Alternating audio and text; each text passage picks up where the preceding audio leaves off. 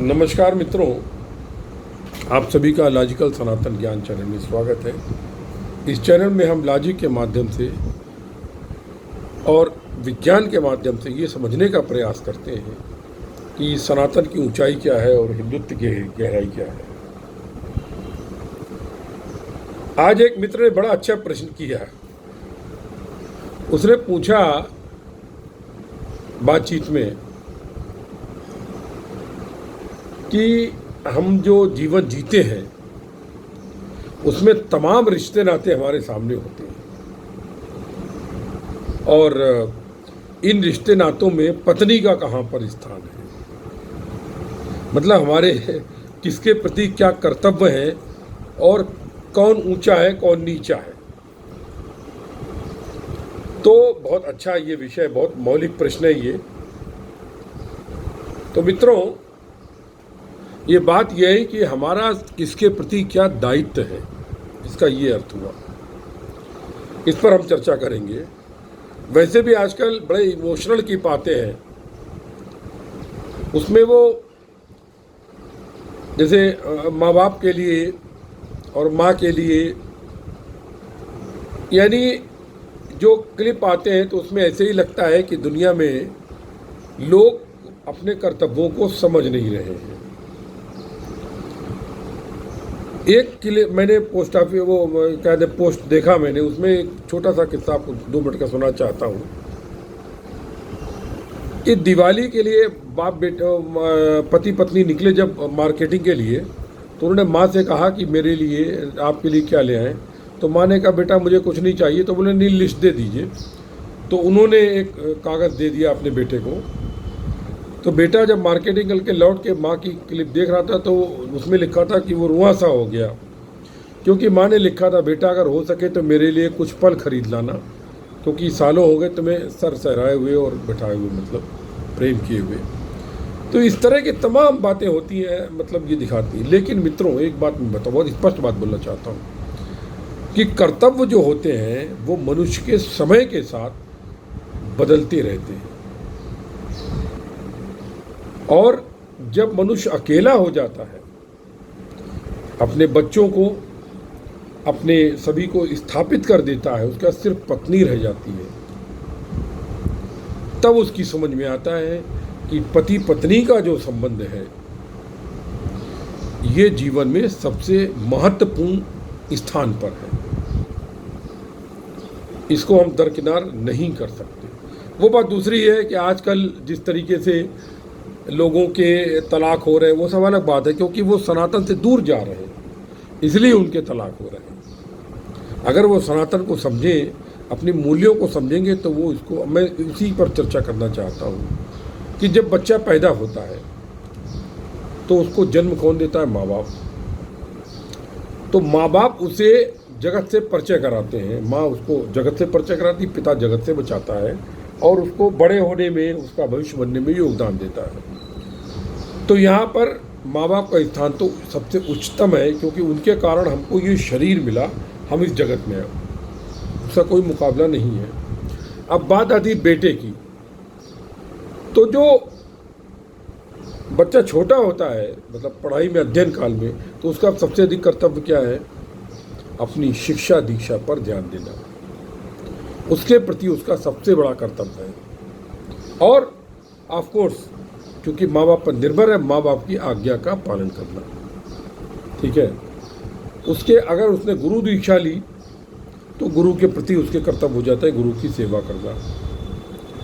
फिर बच्चा जब शादी करता है, मतलब बहू लेके आता है या जो भी लेके आता है, तो उसके कर्तव्य उस पत्नी के प्रति भी हो जाते हैं। अब यहाँ पर आप 2 चीज़ें समझिए। हमको माँ बाप मिले, ये ईश्वर की देन थे, हम कहाँ पैदा हुए।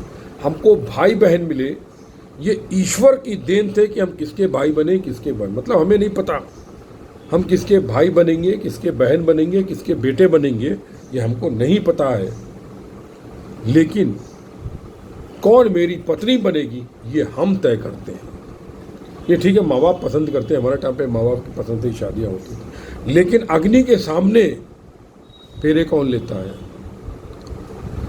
हमारे सनातन में, मैं किसी मुस्लिम या ईसाईयत की बात नहीं कर रहा हूँ, क्योंकि वहाँ पर जो विवाह होता है वो एक समझौता होता है और समझौता तोड़े भी जाते हैं। इसीलिए ईसाईयत में और मुस्लिम धर्म में औरत और पैर की जूती दोनों बराबर हैं, जब फट जाए तो उसको चेंज कर दो।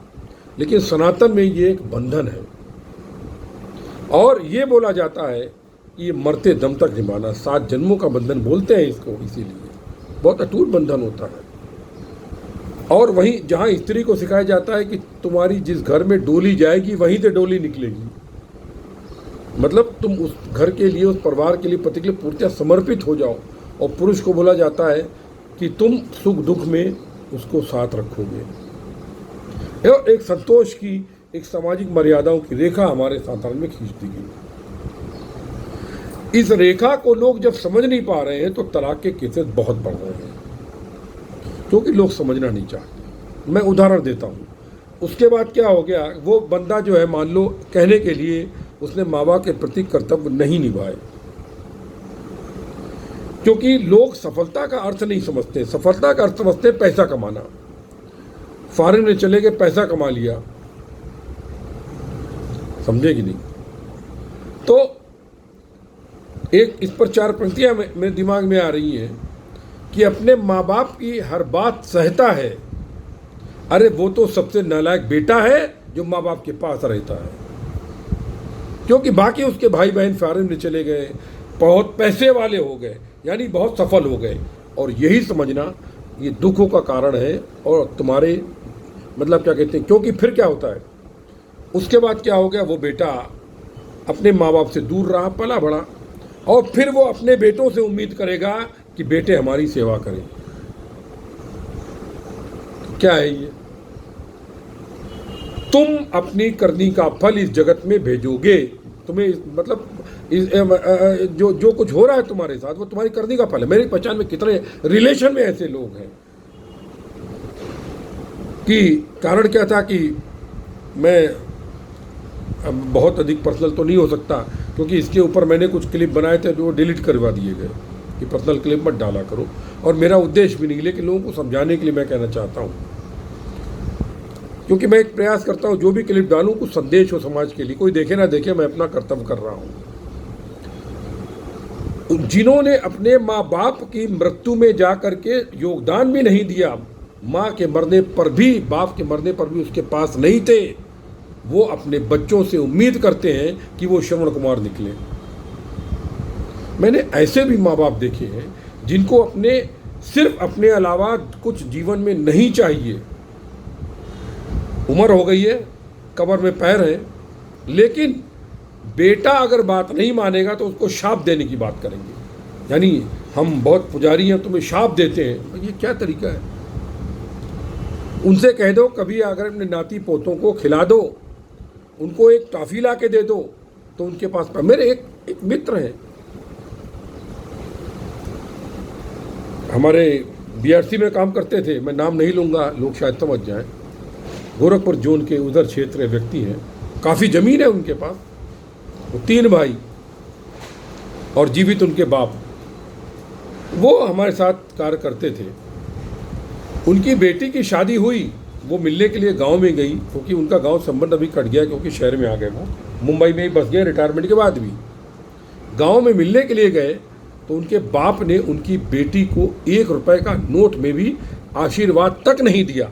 अब तुम ये बताओ, अपनी मेरी बेटी को मेरा बाप आशीर्वाद तक नहीं दे रहा है तो तुमको क्या इंप्रेशन पड़ेगा? ये बाप का तो किसी ने नहीं देखा कि छोटे वाले को वो बड़े वाले को धोखा दे करके उसका पैसा दे रहा है जो उसके पास रह रहा है। लेकिन बड़े वाले का, जिसने अपनी बेटी को गांव में संबंध भेजा, आशीर्वाद के लिए बेचा, बेटे को भी नहीं, उसको तुमने आशीर्वाद तक ढंग से नहीं दिया। और फिर तुम बात करो कि मेरा बेटा मेरी बात नहीं मानता है। ये कहाँ की बात है? कहाँ का न्याय है? हर मनुष्य अपने कर्मों को अपने सामने भोगता है। अगर तुमने अपने माँ बाप के साथ अन्याय किया है तो तुम अपने बेटों के द्वारा, औलादों के द्वारा अन्याय सहने के लिए तैयार रहो। लेकिन तुम ये नहीं करते हो। तुमने कभी अपने माँ बाप का सम्मान नहीं किया, कभी उनकी बात नहीं मानी, लेकिन जब तुम्हारे बेटे, तो तुम उनको बद्दुआएं दे रहे हो। घर में मौजूद हो सिर्फ खाने के लिए, एक तरीके से बच्चे को देखना नहीं चाहते हो। बच्चा कोई शैतानी कर दे उसको पीट दोगे तुम, उसको डांट दोगे कि टीवी हम देखेंगे। वो 5-6 साल 10 साल का जो बच्चा है उसको कार्टून देखने में मज़ा आता है। वो अगर वो टीवी देखने की जिद करे तो मेरी इस घर में इज्जत नहीं है, मुझे टीवी देखने का अधिकार नहीं है। भाई कारण क्या है, आजकल खर्चा बहुत बढ़ चुका है लोगों का। बहू बेटे दोनों, बेटी दामाद जो भी है या बहू बेटे जो, वो शायद बाहर नौकरी कर रहे हैं। तो घर में बच्चों को थोड़ा गाइड तो कर सकते हो तुम, नहीं कर सकते। और कहीं अगर थका मादा लौंडा आया ऑफिस से, उसने कहा चलो क्रिकेट देख ले या न्यूज़ देख ले, चीन में क्या हो रहा है, मुझसे टीवी छीन लिया, मेरा अधिकार छीन लिया, मुझे यहाँ पर मार रहे हैं, जबकि कुछ काम नहीं कर रहे हैं। ऐसे भी लोग मैंने देखे, और ऐसे भी लोग मैंने देखे घर में नौकर बन के रह रहे हैं, फिर भी इज्जत नहीं मिल रही है। और ऐसे भी लोग देखे बेटों से सारी उम्मीद करेंगे लेकिन अपने माँ बाप को तड़पा के मार देते हैं। तो सवाल इसमें कौन गलत है कौन सही है? जो तड़प रहा है उसने कुछ ना कुछ किसी को तड़पाया होगा, इसलिए वो तड़प रहा है। कर्म फल है अपना, कर्म फल है अपना। ये तो किसी एक को समझा देना, ये मेरी समझ में नहीं आता है, बिल्कुल समझ नहीं आता है। जब मदर्स डे आता है, पता नहीं मुझे तो, क्योंकि हमारे भारत में तो रोज ही मदर्स डे है, लेकिन आजकल परंपरा विदेशी मदर्स डे मनाओ। अपनी माँ के प्रेम के फोटोएं, और वो इतनी सारी भरेंगे जैसे सारे के सारे श्रवण कुमार हैं। तो उन्होंने कविता भी लिखी थी। व्हाट्सएप की दुनिया अजब है गजब है, मिलेगी कहीं तो मैं पोस्ट कर दूंगा, सुनाऊंगा आपको। दिखावा मत करो। तो आज से तुम प्रयास करो कि तुम अपने कर्तव्यों के प्रति, अपने दायित्व के प्रति सजग हो। तुम्हारा दायित्व माँ बाप के प्रति भी है तो अपनी पत्नी के प्रति भी है। ना तुम माँ बाप के लिए पत्नी को त्याग सकते हो और ना पत्नी के लिए माँ बाप को दुत्कार सकते हो। तुम्हारा कर्तव्य तुम्हारे बच्चों के लिए भी है, क्योंकि उनको अच्छी शिक्षा देना, उनको आगे पढ़ाना और उनको संस्कार देना, ये तुम्हारे ऊपर निर्भर है। तुम केवल दिन भर पैसा पैसा हाय पैसा चिल्लाते रहोगे तो लड़का बड़ा होकर अगर चोर बनेगा तो क्या बुराई है? रिश्वत लेगा तो फिर कहोगे कि गलत है वो। तुमने कितनी सेवा करी अपने माँ बाप की। तो यही मैं कहना चाहता हूँ कि आप सोचिए, चिंतन कीजिए कि पत्नी के साथ का रिश्ता तुम खुद चुनते हो, और तुम्हारे माँ बाप और बच्चे और रिश्तेदार ये ईश्वर चुनता है। अब तुमको निर्णय करना है कि कौन बड़ा है कौन छोटा। मैं इस पर टिप्पणी नहीं कर सकता हूँ, ये बहुत मुश्किल काम है, क्योंकि प्रत्येक मनुष्य के अपने तरीके से, अपने कर्म फल के हिसाब से कर्तव्य बदलते रहते हैं। उम्र के साथ तुम्हारे अंदर सहनशीलता भी आनी चाहिए, लेकिन नहीं, हमने कभी अपने माँ बाप की सेवा नहीं करी है। माँ बाप मर गए, गए नहीं मिलने के लिए, माँ मर गई तो देखा तक नहीं, लेकिन हमारा लौंडा हमारे पैर दबाया करके हमारी हर बात माने, श्रवण कुमार बन जाए, ये संभव नहीं जगत में। तुम बदलोगे। आचार्य रामकिशोर शर्मा की जो बात है, श्री राम शर्मा आचार्य गायत्री, वो कितना बढ़िया उन्होंने नारा दिया था, तुम बदलोगे हम जग बदलेगा। पहले तुम तो बदल जाओ। इन्हीं शब्दों के साथ आप सभी के हृदय में उपस्थित परम ब्रह्म को नमस्कार करता हूँ। जय गुरुदेव, जय महाकाली, सर्वस्व ब्रह्म सर्वत्र ब्रह्म।